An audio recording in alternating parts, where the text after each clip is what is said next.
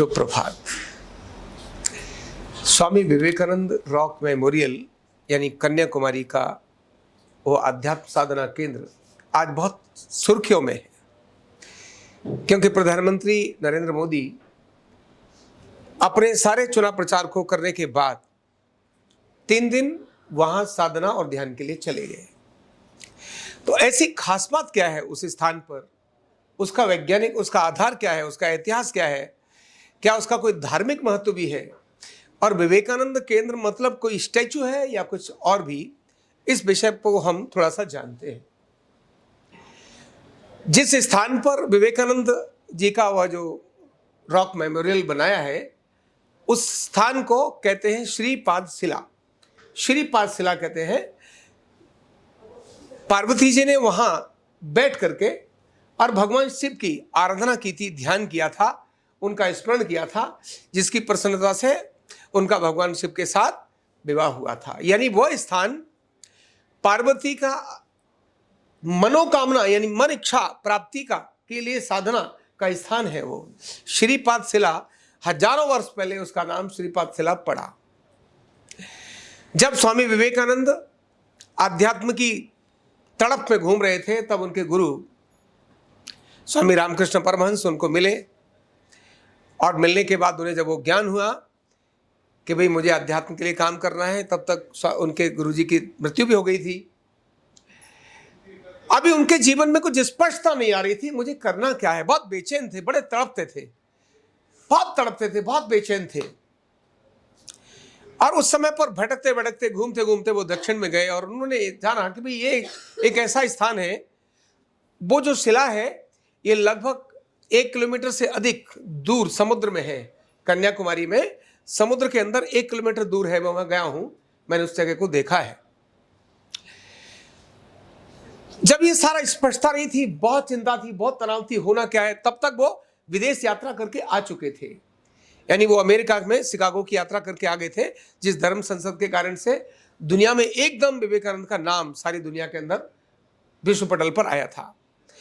भारत में आने के बाद बेचैनी मन में थी, अपने देश की स्थिति अपने मन में थी, आखिर कैसा होगा, क्या होगा, बहुत चिंता थी ऐसी।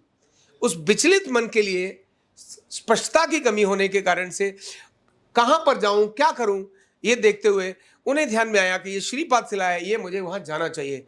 लेकिन जब देखा कि नाव से जाना है, कैसे करना है, बहुत मुश्किल है, कैसे जाऊंगा, तो इस युवक ने उस समुद्र के अंदर छलांग मार दी, और छलांग मारकर वो तैरते तैरते तैरते रहते समुद्र के अंदर 1 किलोमीटर, समुद्र जहां बड़ी बड़ी मछलियां होती हैं, समुद्र जहां एक बार गया तो वापस आएगा इसकी संभावना नहीं होती है, अपने जीवन को संकट में डाल करके और वहां श्रीपाद शिला पर वो गए, और उन्होंने लगातार 3 दिन वहां ध्यान किया।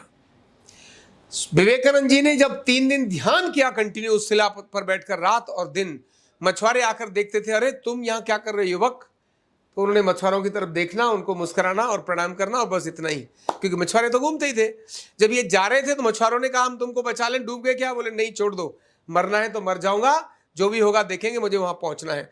1 किलोमीटर समुद्र के लहरों के थपेड़े झेलते हुए इतनी दूर पहुंचना, ये अपने आप में बड़ी बात थी। और वहां जाकर उन्होंने क्या पाया, देश की वर्तमान स्थिति, उस समय की जो स्थिति थी, उसका पूरा उन्होंने स्मरण किया। उनको लगा कि मेरे अध्यात्म का मार्ग हिमालय नहीं है, मेरे अध्यात्म का मार्ग मेरे समाज के वो गरीब, निर्धन, असहाय, बेरोजगार, बेसहारा लोग हैं, मुझे उनके लिए काम करना चाहिए, मुझे नर सेवा करनी चाहिए। आध्यात्म और सामाजिकता की जो स्पष्टता जहां से जागी, वो श्रीपाद शिला ही थी। स्वामी विवेकानंद को वहां से जागी। इसके बाद उन्होंने सारी चीजों को छोड़ दिया। उन्होंने ध्यान करना, वो तो एक प्रक्रिया थी ही, लेकिन सब कुछ छोड़कर गरीब नारायण की सेवा करना, यानी नर सेवा, नारायण सेवा, ये वहीं से उनका प्रचलन शुरू हुआ। और जगह जगह जाकर जहां गरीब लोग थे, उन गरीबों की सेवा करना, वो जो भुखमरी आ रही है, कहीं ऐसी आपदा आ रही है, और बहुत बड़ी तादाद जो गरीब लोग थे उनका धर्म परिवर्तन क्रिश्चियन मशीनरी उस समय कर रही थी। उनको ये स्पष्टता वहां पर आई कि अगर मुझे देश को बचाना है तो जिन लोगों पर क्रिश्चियन मिशनरी अपना ध्यान केंद्रित करी हुई है, मुझे उनके बीच में काम करना होगा, उन्हें समर्थ बनाना पड़ेगा, उन्हें सक्षम बनाना पड़ेगा, उन्हें आत्मनिर्भर बनाना पड़ेगा, और उसके लिए मैं काम करूंगा। गरीबों के लिए काम करूंगा, धनवान है उनसे पैसे लेकर आऊंगा और गरीब लोगों को मैं बांटूंगा। यह सारे जीवन का मिशन जहां पर तय हुआ वह श्रीपाद सिला ही थी। अभी जब नरेंद्र मोदी जाने लगे तो मेरे ध्यान में 2-3 चीजें आई, क्योंकि सब तरफ चर्चा थी। एक नरेंद्र वो जिसके जीवन में भी स्पष्टता देश के प्रति होनी थी, दूसरा नरेंद्र ये। तो दोनों ही नरेंद्र हैं, दोनों ही देश के बारे में सोच रहे हैं, दोनों ही 3 दिन की साधना में जा रहे हैं, और उन्होंने भी एक चमत्कारिक लक्ष्य अपने जीवन में लिया। और मुझे लगता है ये नरेंद्र भी कोई चमत्कारिक लक्ष्य लेकर ही वहां से वापस आएंगे, देश की उन्नति और प्रगति को, देश के अंदर बहुत बड़ा परिवर्तन करने के लिए। लेकिन एक लंबे समय की दिन और रात मेहनत करने के बाद, वैसे तो इनको रिलैक्स होने की आवश्यकता नहीं, क्योंकि ये उस मानस के बने हुए हैं कि जाकर भाई थक गया, चलो अब जरा पिकनिक करके आता हूं। ये थक कर अक्कर पिकनिक करने वाले लोगों में से नहीं है। निश्चित ही अपने देश की स्पष्टता, अगले 5 वर्षों में मुझे देश को कहां लेके जाना है, कैसे कठिन स्टेप्स में लेने वाला हूं, उसके लिए मुझे मजबूती कैसी चाहिए, और उस मजबूती को देने के लिए आध्यात्म तो होता ही है। अगर कठिन चुनौती वाले काम करने हैं तब आध्यात्म की शरण, ध्यान की शरण, ईश की शरण, गुरु की शरण, कठिन मार्ग में जाने से पहले उनको अपना स्मरण में लेना और उन पर छोड़ना। मैं ये मार्ग चुन रहा हूं, अब आप देखना जो मर्जी है, मैं इस काम को करूंगा। एक ऐसी दृढ़ इच्छा शक्ति जहां से पैदा होती है वह है कन्याकुमारी, वही है श्रीपाद शिला, वही है विवेकानंद रॉक मेमोरियल, जहां भी नरेंद्र मोदी जी ने अपनी साधना की। निसंदेह ये 3 दिन इस भारत की उन्नति और प्रगति के लिए बहुत अच्छे होंगे ही।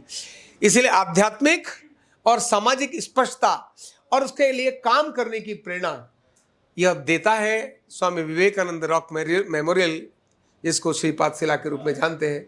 25, 26 और 27 दिसंबर 1892 में स्वामी विवेकानंद ने ध्यान में भारत माता के साक्षात दर्शन इसी स्थान पर किए थे। यहीं से पाई थी उन्होंने अपने देश के बारे में अपने कर्तव्य की स्पष्टता। आज स्मरण में आया है हम सबको, इसीलिए वहां जाकर देश और धर्म के लिए काम करने वाले जो लोग हैं उन्हें कन्याकुमारी के इस रॉक मेमोरियल को जरूर देखना चाहिए। वर्तमान में इसका रूप बदल गया है, क्योंकि राष्ट्रीय स्वयंसेवक संघ के तब सरकार्यवाह थे एकनाथ जी, उन्होंने इस रॉक मेमोरियल को पुनरुद्धार करूंगा यह संकल्प लिया था। और वो इसीलिए लिया था कि भारत की युवा शक्ति के आदर्श अगर कोई है तो विवेकानंद है, युवा शक्ति का आदर्श। और अगर युवाओं में प्रेरणा जगानी है तो विवेकानंद का नाम लेकर जाना पड़ेगा। और तब उन्होंने सारे देश से सिर्फ 1 रुपया चंदा, कितना चंदा? 1 रुपया चंदा मांगा था सारे देश से, और 1 रुपया चंदा मांग कर करोड़ों रुपए इकट्ठा कर दिए और उस रॉक मेमोरियल का निर्माण कर दिया।